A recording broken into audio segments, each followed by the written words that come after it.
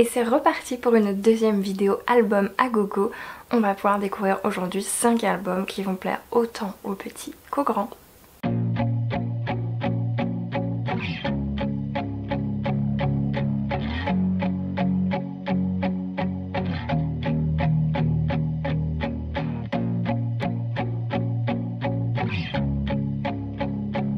Bonjour à tous, c'est Elvin, je suis très heureuse de vous retrouver aujourd'hui pour une nouvelle vidéo où je vais vous présenter 5 albums. Donc normalement c'était 6, mais j'ai pas eu le temps de lire le 6ème. Donc tant pis, je vais vous en présenter 5 et j'avoue que il y en a 2 qui me plaisent particulièrement là-dedans. Le premier que je vais vous présenter c'est La Belle et la Bête de Jérémy Payet, et donc là on est chez Kaléidoscope. La Belle et la Bête, il est absolument sublime, j'aime beaucoup les couleurs, j'aime beaucoup l'image. Et donc là vous l'aurez compris, on est sur une réécriture de ce grand et connu conte La Belle et la Bête. Mais c'est absolument génial parce que là c'est remodelé et surtout ce n'est pas la même fin que La Belle et la Bête dont on connaît tous la fin. Là c'est différent, ça a une autre morale. J'avoue qu'en tant qu'adulte ça m'a beaucoup plu de découvrir ça, de découvrir une autre facette. Ça m'a beaucoup plu de découvrir les couleurs, mais vraiment les couleurs, les illustrations sont magnifiques. Le pourquoi, du comment, de voir aussi cette fin. Il y a vraiment des planches qui sont sublimissimes, les couleurs sont sublimes, j'adore. Et la fin, là on est sur une autre morale, un peu du même type forcément que La Belle et la Bête de base. Mais là on part sur une autre fin, une fin qui explique quand même les choses et ouais, c'est une morale qui fait plaisir et qui a son importance, je trouve, dans la société d'aujourd'hui. Ne pas s'attarder sur le physique, ne pas s'attarder uniquement sur le physique. C'est tellement important et donc je suis contente. Je suis vraiment contente d'avoir découvert La Belle et la Bête. Si jamais vous ne l'avez pas découvert, je vous conseille vraiment de l'emprunter en bibliothèque ou de l'acheter tout simplement. Il est vraiment super celui-ci. J'enchaîne avec Suis ton rêve de Chris Saunders même. Et là on est chez Gauthier Langros. J'avoue que là c'est un coup de cœur, mais regardez-moi cette beauté déjà. Pareil, là on est sur des illustrations et des couleurs que j'aime beaucoup. Surtout les couleurs, les personnages j'étais un peu moins fan, mais les illustrations, les planches, les couleurs, c'était trop beau. Et l'histoire évidemment c'est une magnifique histoire, puisque là on va suivre Taupe qui en peut plus de vivre dans son terrier et du coup il se dit ok, je vais partir, je vais aller voir le monde ailleurs, je vais m'aventurer tout simplement à l'extérieur, et donc il y va. Et sur la route il va rencontrer pas mal d'amis et au bout d'un moment tous ses amis vont se demander mais on va où en fait, où est-ce qu'on va? Et donc chacun de ses amis a leurs propres envies, leurs propres rêves, et donc il y en a un qui rêve tout simplement d'aller dans un salon de thé se réchauffer, il y en a un qui va rêver d'un endroit plein de laitue, etc., etc. Et puis au bout d'un moment, ils en peuvent plus de pas savoir, alors ils demandent « mais on va où ?» Et là, Taupe leur répond une chose magnifique qui est que on va nulle part en fait. On profite juste d'être ensemble et d'avancer et de passer de super bons moments, et que ensemble en fait on a réussi à gravir plein de choses, à faire plein de choses, et donc c'est magnifique. C'est encore une fois une belle valeur que j'aime beaucoup, le fait que ensemble on va plus loin et que c'est pas forcément le chemin le plus important, c'est tout simplement ce qu'on en fait de ce chemin, les moments présents tout simplement. Donc ça j'aime beaucoup. Suis ton rêve, un très bel album. Et là c'est mon deuxième coup de cœur, et étonnamment pour celui-ci, les planches, les illustrations, c'est pas trop ce que j'aime le plus, c'est pas trop ce qui m'intéresse le plus, même s'il y a des planches absolument sublimes. Il y a un effet de feuilles d'or un peu même dans l'album et pas seulement sur la couverture, et donc ça c'est vraiment sublime. Mais ce qui m'a vraiment fait le coup de cœur, c'est l'histoire, encore une fois les valeurs qui sont partagées et la morale qui est partagée est absolument sublime je trouve. Et donc je vous présente tout simplement Le Prince et le Grand Chêne de Bernard Villot et Pierre Breton. Et là on est toujours chez Gauthier Langros. Je pense que j'adore du coup cette collection. C'est à chaque fois leurs albums c'est quasiment des coups de cœur, donc plutôt cool. Et donc là Le Prince et le Grand Chêne c'est quoi? On est dans un monde où il y a un arbre centenaire puisqu'il a 600 ans. Et cet arbre, en fait, tout le monde est reconnaissant d'avoir cet arbre et il est le cœur de la vie de la population. Et malheureusement, un jour, le roi décède. Et le jour où le roi décède, bah, cet arbre devient tout gris, couleur de la cendre. Et une fois qu'il est enterré, il redevient normal. Ok, jusque-là, tout va bien. Sauf que bah, le nouveau roi, lui, il décide que bah, cet arbre, il va en faire une statue de lui, de lui-même. Et donc bah, c'est ce qu'il fait. Donc au revoir toutes les feuilles, toutes les branches, bref. Le problème c'est que cet arbre, bah, quand il y avait de la pluie, il permettait de garder la pluie et de la redonner, donc il évitait les inondations. Quand il y avait du soleil, et bah, cet arbre, qu'est-ce qu'il faisait? Il évitait tout simplement la sécheresse. Bref, vous avez compris l'idée, et là, il n'y a plus cet arbre pour sauver la population de tout ça, et donc bah, tout le monde s'en va. Voilà. On finit par partir là où on risque notre vie tout simplement. Et un jour le roi arrive et il se rend compte que bah tiens, effectivement il n'y a plus personne ici. Qu'est-ce qui se passe? C'est devenu un endroit complètement désolé, c'est pas ouf. Et bah là il se rend compte de son erreur et il se dit ah mince, qu'est-ce que je fais? Et donc là il va supplier justement de se faire pardonner de son erreur et qu'il fera tout pour réparer son erreur. Et donc il va tout faire pour réparer son erreur. Et de fait, et bien là, à partir de là, une foudre s'abat sur la statue, la coupe nette en deux. Et on va tout simplement et bien, avoir une nouvelle pousse d'arbre qui est juste là. Et c'est absolument adorable, c'est trop beau puisque bah, à la fin c'est tout simplement ce nouveau roi qui tous les jours ira devant cet arbre pour en prendre soin, pour qu'il reprenne vie et reprenne sa place initiale. Et donc voilà, vous l'aurez compris, hein, la morale de toute façon, vous aurez bien compris pourquoi j'aime autant.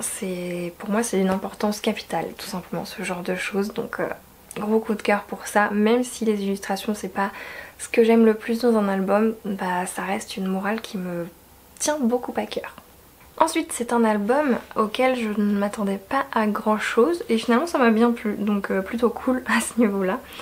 On va être sur une nouvelle collection certainement, à voir si l'éditeur continue, mais en tout cas c'était sympa. Et je vous présente tout simplement l'incroyable histoire de Demoiselle Yeti de Oriane Lallemand et Éléonore Tuillier chez les albums Ozu.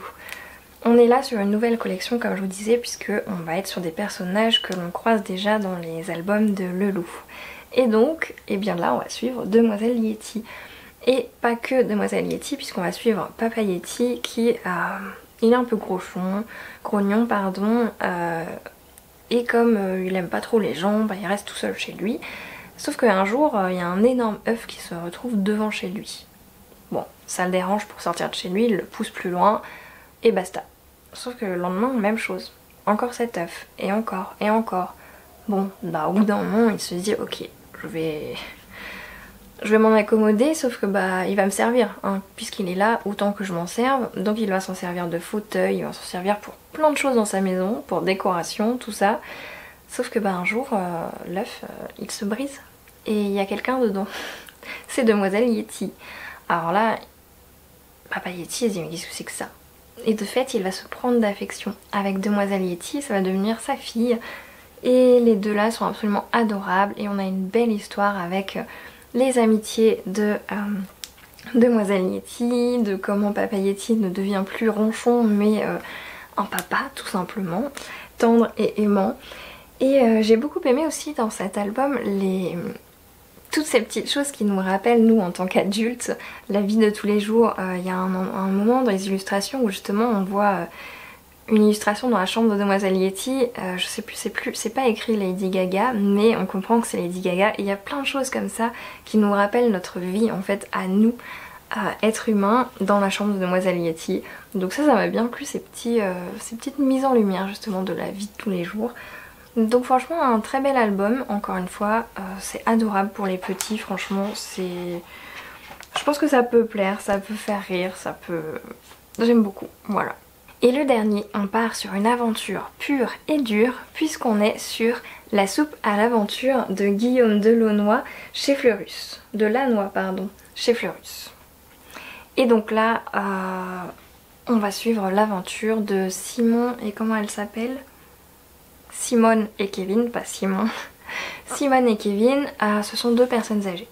Voilà, tout simplement. Et bah qu'est-ce qu'ils veulent? C'est tout simplement retrouver leur jeunesse. Et pour ça, bah, il faut trouver la fameuse fontaine de jouvence. Et je vous le mets dans le mille. Toute une aventure va se faire. Il y a une première théorie. La copine de Simone lui a dit que peut-être ici elle les trouverait, la fontaine de jouvence. Bon, bah on y va, alors on va trouver cette fontaine de jouvence. Et pas de chance, il n'y a pas que eux sur cette piste et donc il y en a d'autres. Et on voit justement dans les planches les autres pendant que Simone et Kevin font leur aventure, réussissent à résoudre les énigmes. Et bien on voit les autres derrière qui s'en prennent plein la tronche parce que eux ils cherchent pas et de toute évidence ils sont pas très chanceux non plus. Donc voilà, c'est assez drôle et je ne vous spoile pas la fin parce que franchement moi je m'y attendais pas. Donc franchement découvrez cette fin, découvrez pourquoi ils veulent la fontaine de jouvence justement et qu'est-ce qui se passe quand ils la trouvent. Pas de chance. Mais voilà, j'ai adoré cet album, je le trouve adorable, trop mignon. Et ouais, ça grouille, ça fourmille même de détails dans cet album, c'est un truc de fou. Vous avez une planche comme ça et à chaque relecture vous allez découvrir des éléments. Il y a plein de fois où j'étais là, je regardais la planche et je revoyais des éléments, j'étais en mode ah mais j'avais même pas remarqué qu'il y avait ça. C'est ouais, ça fourmille de plein de choses à droite, à gauche, c'est vraiment tout un fouillis de tout un condensé de détails partout, c'est trop génial, j'avoue ça, de voir ça et de voir aussi sur une même planche plusieurs étapes de leur aventure, plusieurs avancées et de voir derrière les pecnos qui s'en prennent plein la tronche parce que eux ils sont pas censés y aller à la fontaine de jouvence.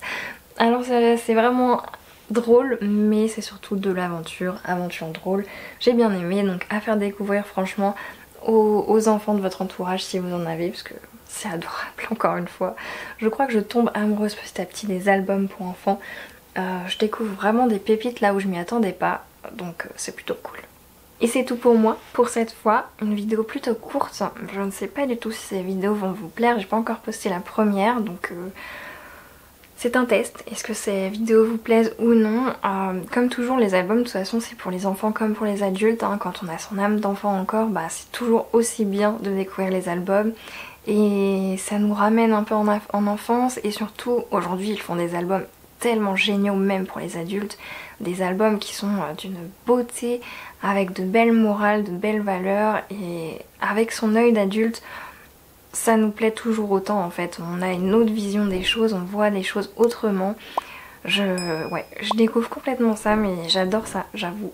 Et il faudrait que je vous présente un jour l'album que j'ai adoré, surkiffé. Ouais, je pense que je vais faire ça. Je vous présenterai cet album la prochaine fois, je pense. Parce qu'il est vraiment trop beau, magnifique. Faut que je fasse ça. Bref, je vous laisse pour cette fois. J'espère que cette vidéo vous a plu. Je vous remercie encore une fois du fond du cœur de l'avoir regardé jusqu'au bout, de commenter, d'être présent à chacune de mes nouvelles vidéos. Ça me touche mais tellement. Je pense que vous savez en fait à quel point c'est important les commentaires pour le référencement des vidéos, pour YouTube, pour qu'ils comprennent que oui, il y a des gens qui regardent et qui apprécient les vidéos. Quand vous mettez j'aime, quand vous partagez, enfin toutes ces petites choses qui sont...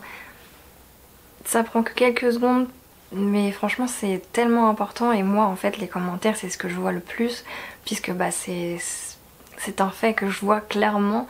Vous prenez le temps de commenter à chacune de mes vidéos, c'est tellement important pour moi, donc merci du fond du cœur. En attendant donc de vous retrouver dans une prochaine vidéo, je vous remercie encore une fois. Et sur ce, je vous souhaite à toutes et à tous de très belles lectures et je vous dis à la prochaine. Et pensez à me dire c'est quoi le dernier album que vous avez découvert et que vous avez adoré, parce que si je peux le faire découvrir aussi sur cette chaîne, ça peut être pas mal. Et ouais, j'adore les albums, c'est nouveau, mais je prends goût maintenant.